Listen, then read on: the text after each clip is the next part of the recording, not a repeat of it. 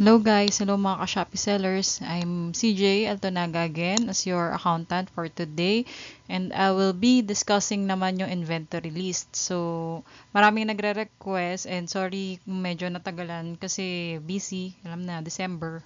So, disclaimer muna tayo, accountant is not all know busy. Sometimes we tend to forget and miss something. If so, please let me know in the comments. So this presentation was created December 2024 and a regulation after this date may affect the facts and computation.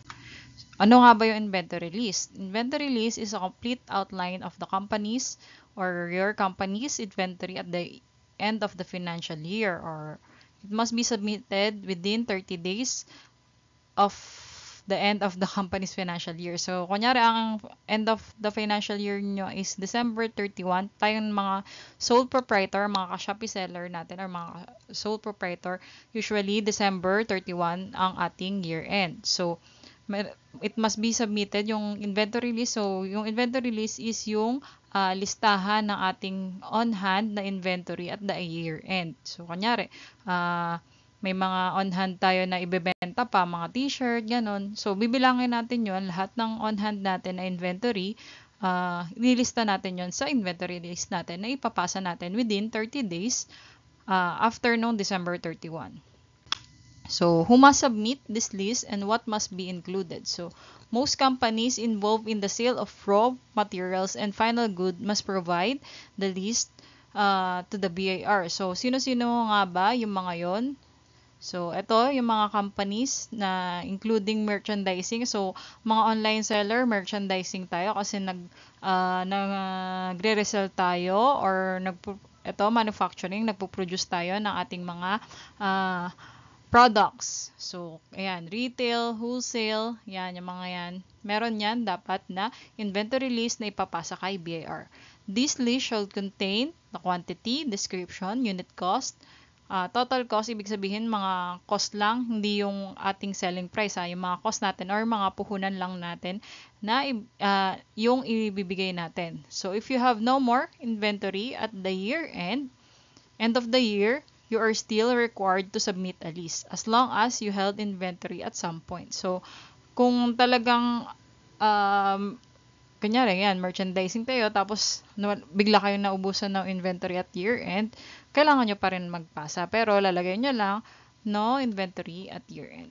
So, what items are exempted from being reported on these? Goods that are being listed as spare parts, kung mga basta hindi nyo binebenta tong spare parts, mga IT equipment, yung mga ginagamit natin, manufacturing supplies. Remember, it's supplies, tapos daily office supplies. So, hindi natin yan sinasama. And other equipments. So, hindi na yan kasama sa ating inventory list. Do note that the most service businesses need not submit this list. Kung purely service businesses kayo, kunyari, salon, ganyan, hindi na kunyari, salon, hindi na service naman siya. Then, kung doctor kayo, ganyan, mga professional, yan, hindi yan nagsasubmit ng list. So, the submission of this list for service-based company will depend on the nature of the business. So, kung ano yung, yun nga, nature ng business natin. Kung purely talaga nagsaservice ka lang. So, ayan, exempted ka na magpasa ng ating inventory list. Ayon sa ating, ito yung latest natin na Revenue Circular or RMC natin, Revenue Memorandum Circular A-2023. Yan. This circular is being issued to implement an expanded, improved landscape of accounting. So, yan, nagpe-prescribe lang naman ito ng format and guideline for ating submission. So, ayan, asset rich balances, at least half, yan. Kailangan mag-provide din ng ating soft copies.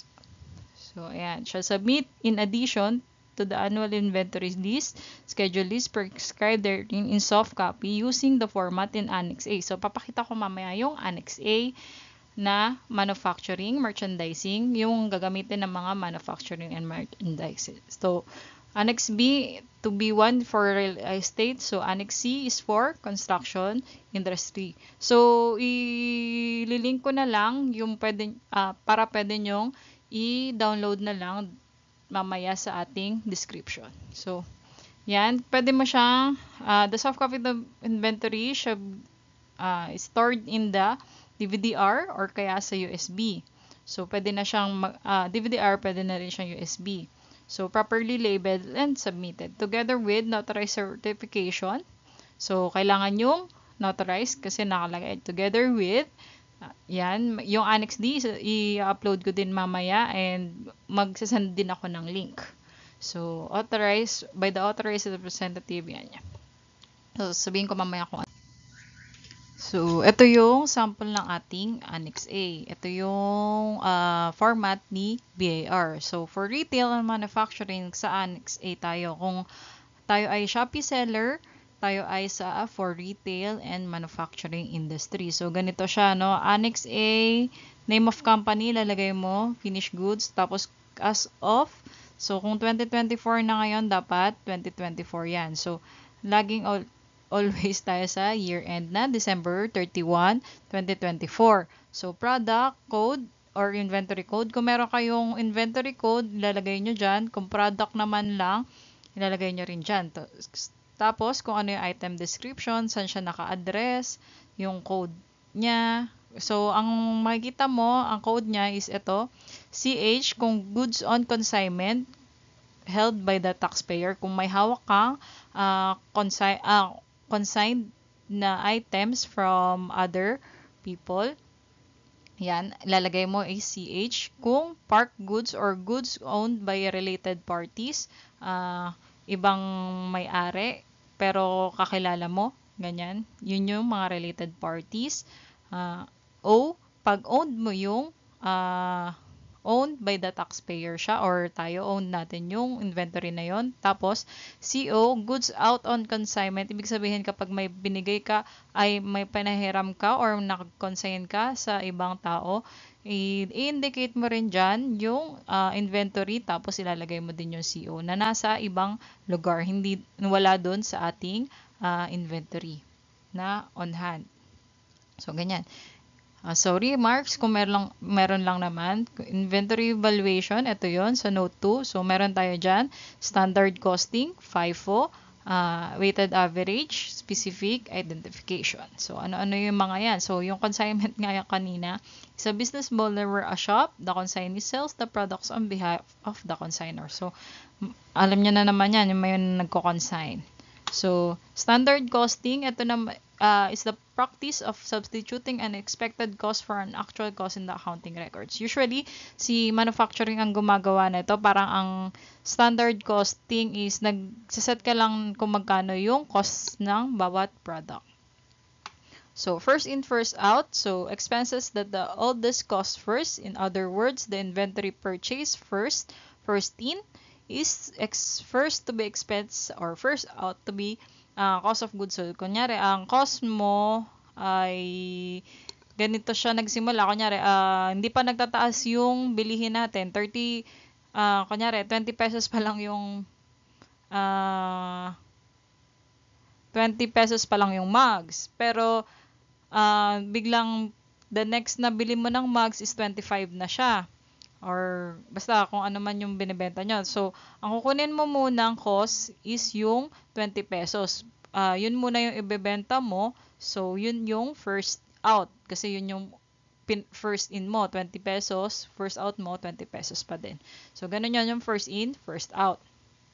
So, ano naman yung weighted average? Ito naman, kunyari, di ba may 20 tsaka 25 na nagbago yung presyo. So, 20 plus 25 is equals to 45 divided by 2 natin siya. Yun yung weighted average. Kung magkano yung price ng between that price range, yun yung magiging weighted average. So, kumbaga meron lang siyang gitna. So, weighted average siya. Gitna siya ng mga price range natin. So, ito naman, si specific identification is the inventory valuation method na nag-identify. Kunyari, meron akong ganitong product. Sabihin na natin si white mug, 30 pesos ko siya nabili. Si inner mug, meron akong 36 pesos. Ganun siya. So, magic mug ko, 50 pesos, ganyan. So, meron siyang specific identification lang. So, kunyari, meron kayong specific code. Si specific code 8AAA, 20 pesos. Si BBB, ganyan.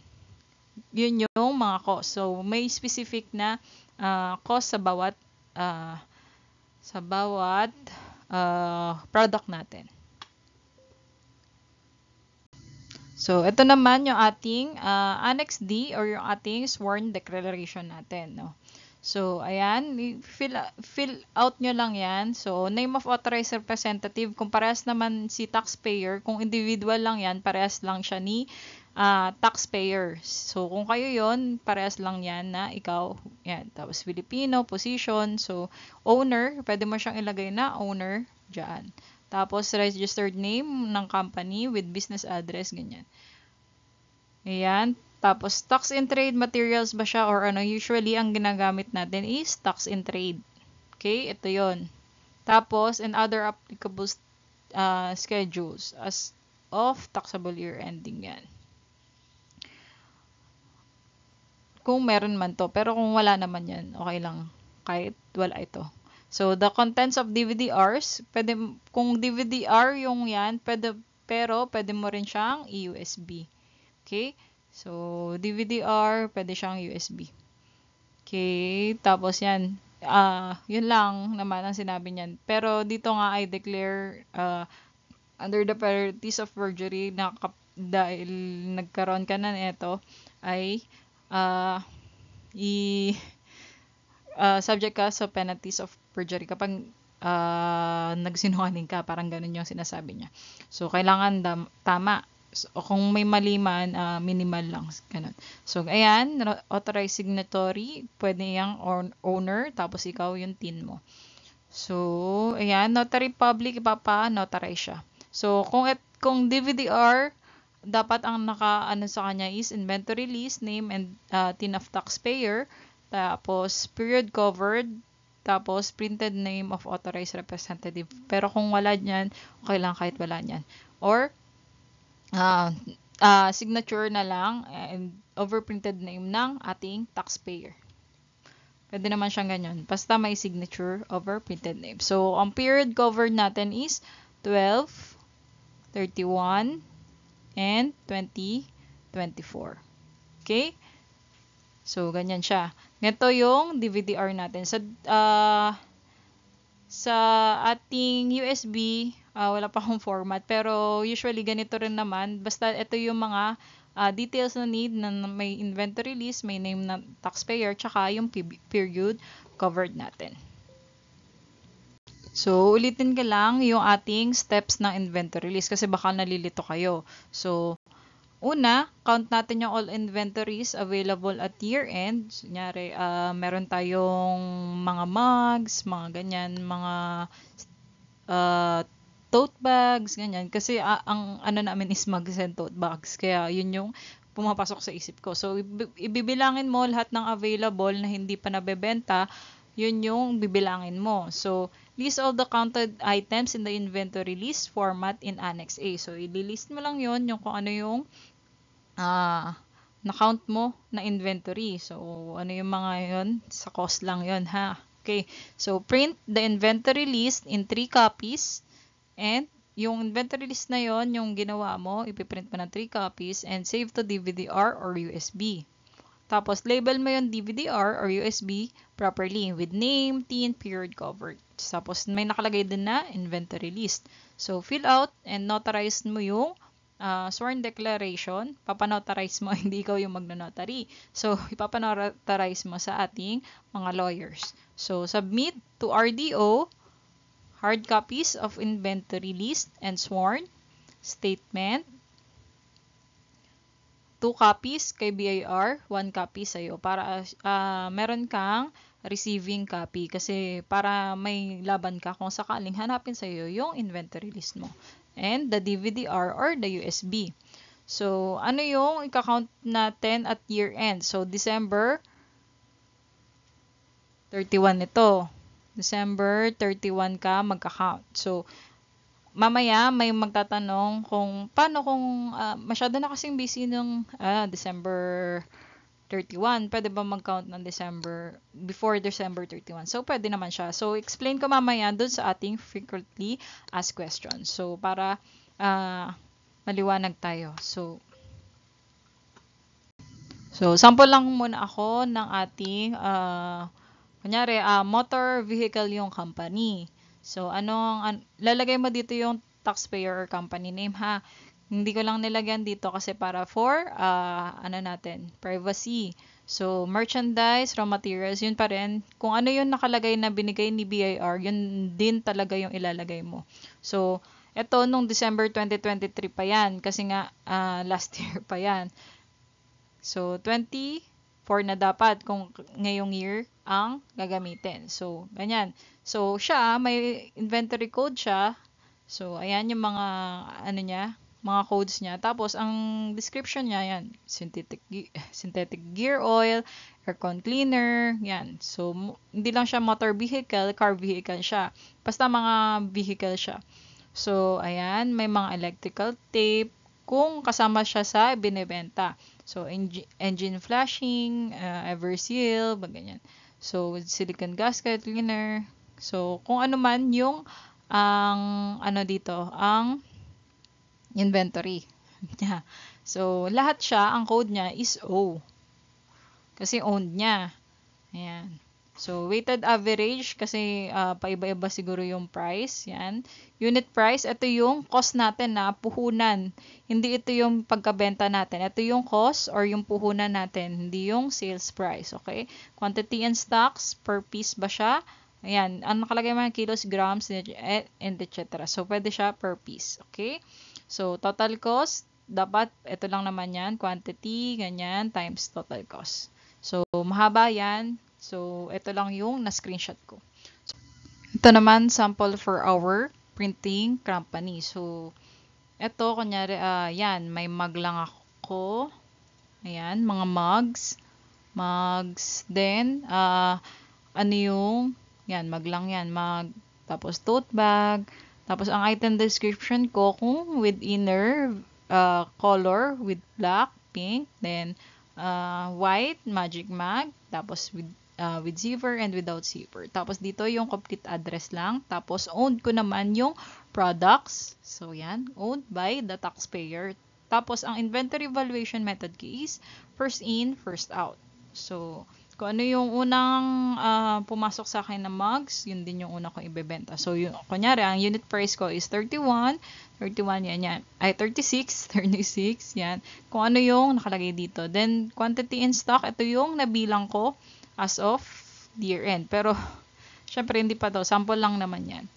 Tapos, per piece ako. So, kung meron man kayong ibang unit of measurement, pwede naman ilagay. So, yan. Total cost, lalagay mo lang dyan. Then, paano naman kung ukay? May nagtatanong sa akin, paano po kaya kung ukay-ukay yung benta ko? So, pwede naman siya na per bale. Kasi, di ba, bale naman natin, kinukuha yung ating mga products. So, since per bale ang kuha natin, so per bale ang cost natin, hindi per damit. So, per bale ang cost natin. Kasi, kung per damit or per kung ano man yung nasa loob nun, iba-iba siya. So, per bale na lang ang kukunin natin since yun naman yung kinuha natin. So, kunyari, may code siya, 21A, 65A, polo blouse ba yan? Fashion yan. Tapos yun, address nyo na lang kung owned nyo or hindi. First in, first out. Yan. Pero, kung hindi kayo first in, first out, kung specific identification, okay lang din naman. Kung weighted average, kayong bahala kung ano yun. Tapos, pwede nyo man ilagay dito sa ating measurement is bale. Yan. So, 6.9 yung total. Kunyari lang na ganyan. Okay? So, paano naman po kung no inventory? So, ilalagay mo lang no year-end inventory. Yung nakalagay dito. Tapos, 2024. Yan. Okay? Yan. Yun lang yun. So, frequently asked question. Question 1 natin, since December 31 is a busy day, alam naman natin yan, Can we count the inventory? Sample is December 27. Syempre, pwede. Yes, you can, but take note of the movement of the inventories. December 28 to 31. So, sample natin. Sample counted inventories natin nung December 27 is 100 pieces. So, ang sold items natin from December 28 and 31, so, ima-minus natin siya. So, ang remaining inventories lang natin na expected is 64 lang. So, itong 64 yung ire-report natin sa ating inventory list. So, pwede kayong mag-count ng 27, basta iti-take note nyo yung movement. Kung nag-purchase kayo dyan ng another 20, lalagay nyo dyan kung may purchase kayo. Basta dito sa day na to. May movement, i-take note para malaman natin ang remaining inventories at December 31. So, question number 2, para saan ba ang inventory list? Mahalaga ba to sa mga naka 8% tax rate? So, mahalaga siya in terms ng compliance sa ating BIR. Pero pinaka-importante siya sa mga naka-graduated, itemized, at sa mga gagawa ng financial statements. Like BMBE natin, kasi kailangan ng financial statement ni BMBE. Pero kung hindi ka gagawa nun, for compliance lang talaga yung purpose ni BIR dun. So, walang effect dun sa ating ITR kapag naka 8% ka. Kapag 8% tax rate, hindi siya masyadong importante. Pero kailangan mo siya talagang magpasa for compliance purposes kay BIR. So, question 3. Kung dalawang platform, Shopee and TikTok, so, need ba dalawa ng inventory list? So, kung ang tin ng 2 platforms ay isa lang din yung inventory list. Kung dalawang platform, ang tin ng dalawang platform magkaiba, so dalawa ang inventory list. Yan lang. Sana medyo naliwanagan kayo. Kung hindi, please ask the comment chat in the comments. So, kung nakatulong po ako sa inyo, please like, share, and subscribe. Please watch the ads kung meron naman. Salamat po. YouTube channel is Outlast F Travel. Thank you and God bless.